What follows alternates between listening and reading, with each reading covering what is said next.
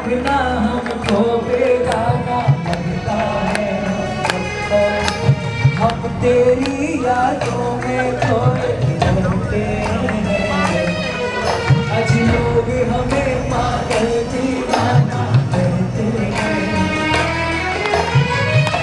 तेरे बिना बाबा तेरे बिना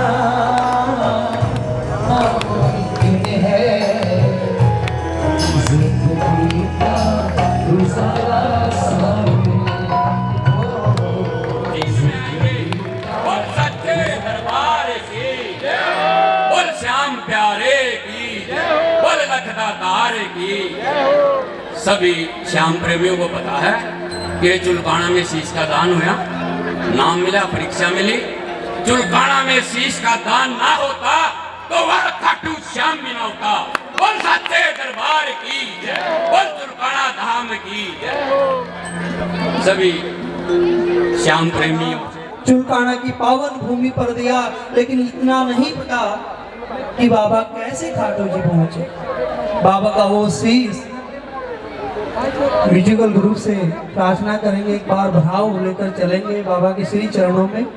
और माँ, मैं रणभूमि में जा रहा हूँ, मुझे युद्ध लड़ना है और मैं किसकी तरफ से लड़ूं।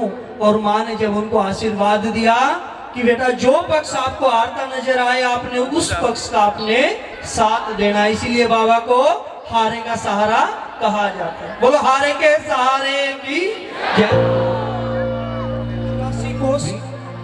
और कुरुक्षेत्र भूमि अपनी 48 कोस की है, जो अपना चुलकाना धाम बिल्कुल बॉर्डर पर स्थित है, जहां पर भगवान श्री कृष्ण जी पांडवों के समक्ष बैठकर एक रणनीति तय कर रहे थे।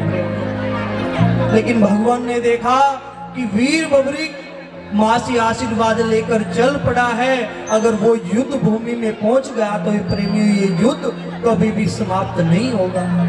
लेकिन भगवान ने ब्राह्मण का वेश धारण बनाया और चुलकाना धाम की पावन भूमि पर आकर खड़े हो गए।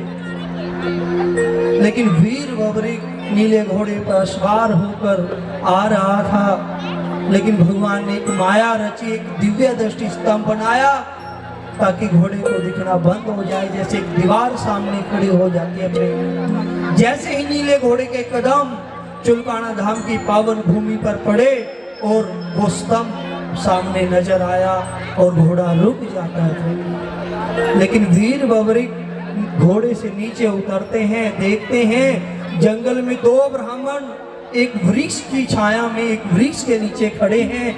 क्यों ना हम इनसे पूछ लें कि कुरुक्षेत्र का मार्ग प्रेमियों किस तरफ है।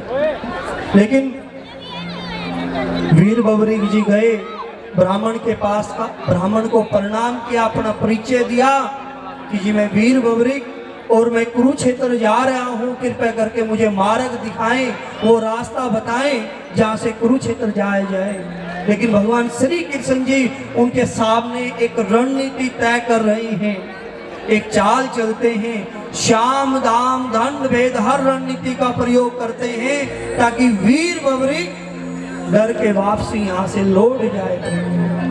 क्या कहा ब्राह्मण देवता ने? कहा कि वीर बबरिक हम कुरुक्षेत्र से चलकर आए हैं, वहां पर एक स्त्री है जो चंडी का रूप धारण कर रही है, वो कह रही है मुझे एक बलि चाहिए इस युद्ध में, जब ये युद्ध शुरू होगा। ऐसी बातें करने लगे वीर बबरिक के सामने। वीर बबरिक ने कहा हे ब्राह्मण देवता, अगर मुझे इस कुल के लिए अगर बलि भी देनी पड़े मुझे कोई आपत्ति नहीं है, मैं बलि दे दूंगा। बोलो शीश के दानी की भगवान की रणनीति फैल।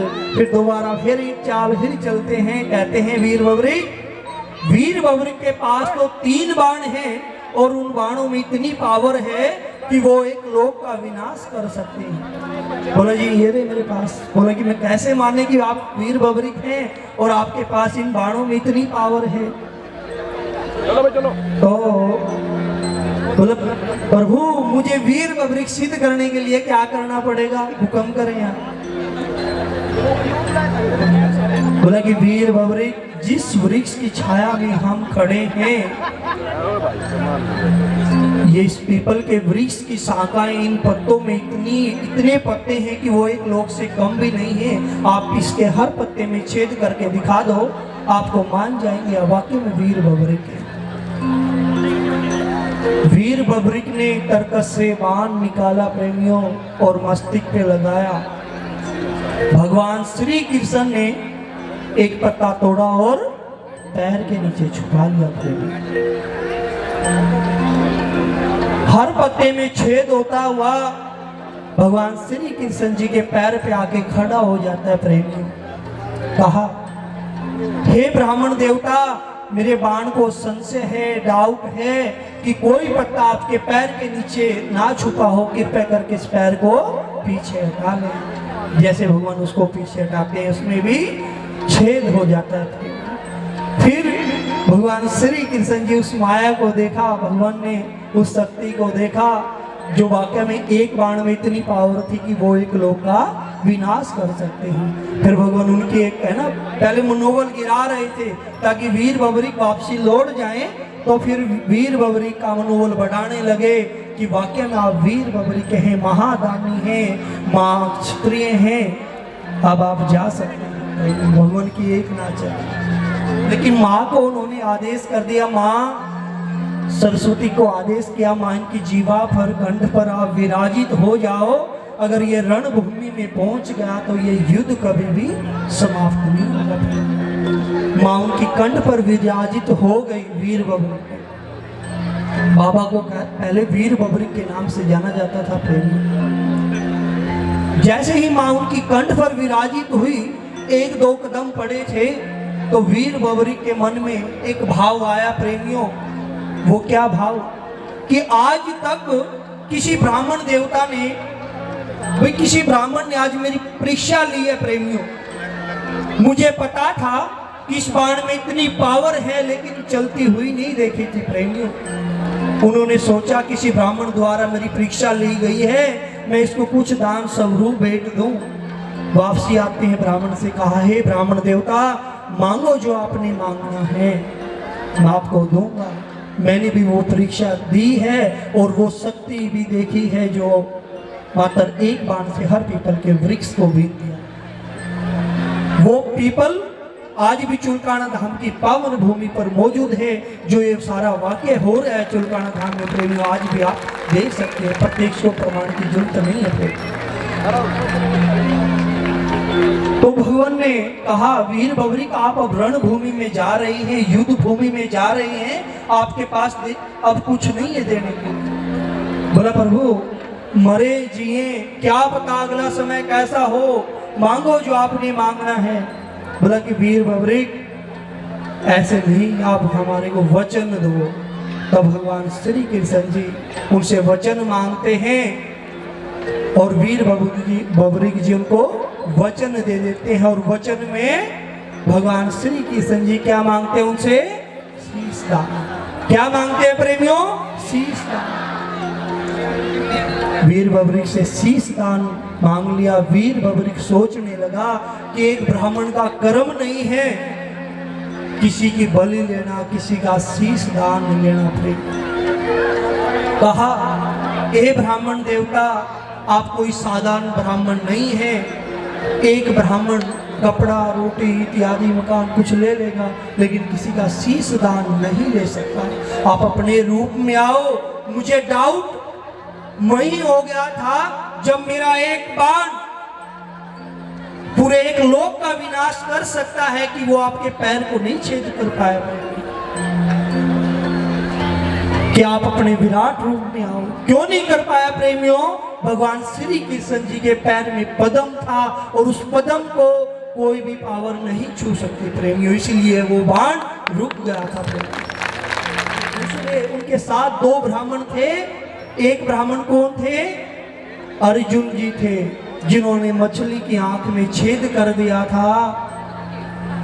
वो अपने आप से बड़ा तीरंदाज नहीं समझता था प्रेमियों। उनका घमंड चुलकाना धाम की पावन भूमि पर टूटता है प्रेमियों। भगवान श्री कृष्ण जी ने उनका शीश दान लिया उस चुलकाना धाम की पावन भूमि पर। कहा, प्रभु मैं अब युद्ध लड़ नहीं सकता तो देख जरूर सकता हूँ, कृपया करके मुझे युद्ध जरूर दिखा दे। तब भगवान जी ने उनको तथास्तु कहा और शीश को अमृत से सींचा, कुरुक्षेत्र ले गए जहाँ से सारा युद्ध देखा जाए। विशाल पर्वत पे बिठा दिया प्रेम। नीचे का जो धड़ था प्रेमियों वो चुलकाना धाम में विराजित कर दिया, जहाँ पर आज धड़ की पूजा होती है प्रेमियों। जहाँ दिया शीश का दान वो भूमि है चुलकाना धाम।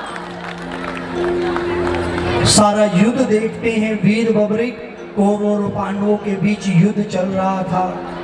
लास्ट में पांडवों की विजय होती है और पांडवों में घमंड होता है। सब अपनी अपनी गड़ंगे लगाने लगे, कहने लगे कि आप मेरे बाण से जीते, मेरी गदा से जीते, मेरी तलवार से जीते। सब अपनी अपनी प्रशंसा कर रहे हैं। भगवान श्री कृष्ण जी के पास आते हैं, कहते हैं केशव हमारा निर्णय करो, इस युद्ध को बलि भांति किसने जीता है प्रेम। कहा भाई मुझे भी नहीं पता, मैं भी रथ हाँक रहा था। इसका निर्णय तो वीर बबरिक कर सकता है जिसने इस युद्ध को बलि भांति देखा है। वीर बबरिक के पास आते हैं पांचों पांडवों, माँ कुंती और भगवान श्री कृष्ण। कहने लगे हे वीर बबरिक आप इसका निर्णय करो, इस युद्ध को बलि भांति किसने जीता है। भगवान इन बातों को सुनकर वीर बबरिक मंद मंद मुस्कुराने लगे, सोचने लगे भगवान स्वयं करने वाले और मेरे से कहला रहे हैं। कहा हे पांडवों आपने इस युद्ध में एक चींटी का भी वध नहीं किया। भगवान श्री कृष्ण जी का सुदर्शन चक्र चल रहा था और माता जो द्रौपदी रो कर खप्पर भर रही थी प्रेमियों, क्योंकि माँ का जब माँ द्रौपदी का सभा के अंदर चीरहरण हुआ था ना प्रेमियों, माँ चीख चीख कर कह रही थी जब तक मैं कौरवों के खून से अपने केस नहीं धो तो मेरी आत्मा कभी भी शांत नहीं होगी प्रेमियों। वो सारा रक्त उनके कटोरे में जाकर गिर रहा था प्रेमियों। भगवान श्री कृष्ण जी ने वो लज्जा बचाई थी, माँ द्रौपदी का साथ दिया था उस सभा के अंदर। प्रेमियों अपने आप को उस ठाकुर जी के चरणों में समर्पण कर दो, आपको किसी भी चीज की जरूरत नहीं। बोलो हारे के सहारे की।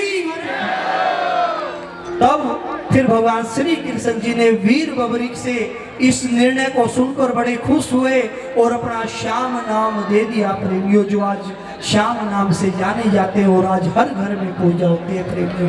कहा आप आने वाले कलयुग में आप मेरे नाम से जाने जाओगे, आप में रह के मैं भक्तों का कल्याण करूंगा। और 16 की 16 कलाएं जितनी भगवान में शक्ति थी सारी शक्तियां दे दी, घर में पूजा होगी प्रेमियों। अपना कुरुक्षेत्र के समीप पेवा पड़ता है, माता सरस्वती का आगमन था उस तरफ प्रेमियों। माँ को माँ प्रकट किया और माँ की गोद में बिठा दिया और शीश को कहा माँ कलयुग में ऐसी पावन धरती पर छोड़ना जहाँ पर ये भक्तों का कल्याण कर सके। तब वो शीश बहता बहता बहता बहता वो खाटू जी जाकर प्रकट हो। बोला खाटू नरेश प्रकट हुए बाबा श्याम, वो भूमि है खाटू धाम। प्रेमियों एक आपको महत्वपूर्ण इस कथा का आपको सार बता दूं एक बार। आज बाबा की हर घर में पूजा हो रही है, एक बार अपने जीवन में अवश्य एक बार खाटू जी जाएं और जरूर दर्शन करें बाबा के, आपको शीश के दर्शन होंगे प्रेमियों। जिस भूमि पर देश है खाटू नगर सुजान, अनुपम छवि श्री श्याम की बब दर्शन से कल्याण।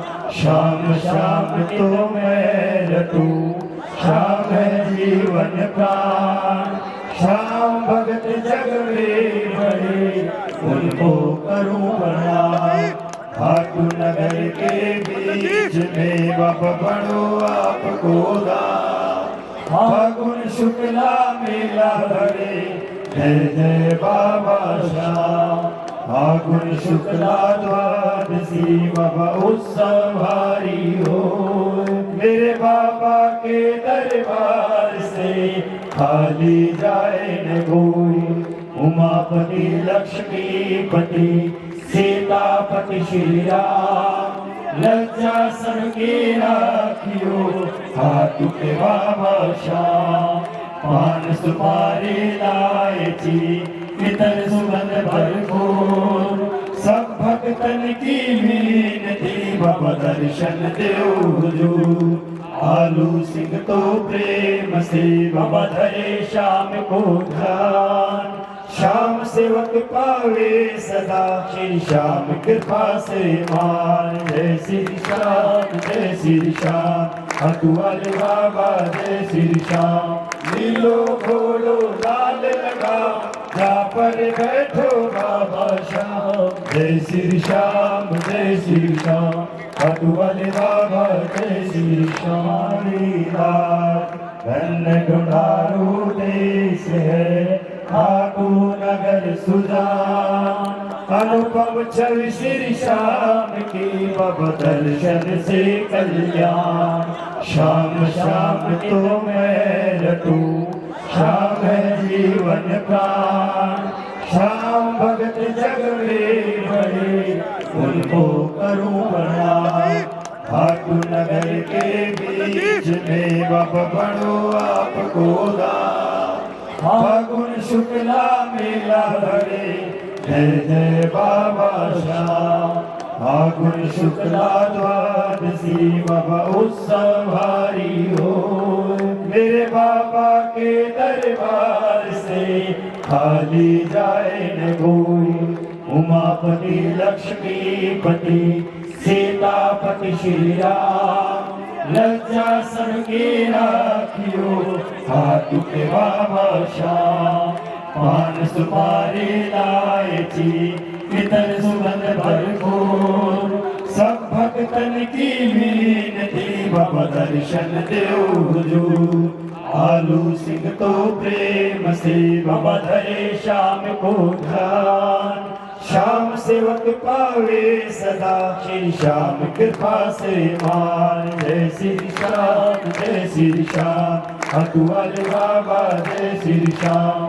नीलो घोलो लाल लगा जा पर बैठो बाबा श्याम। जय श्री श्याम जय श्री श्याम हटुआल बाबा जय श्री श्याम।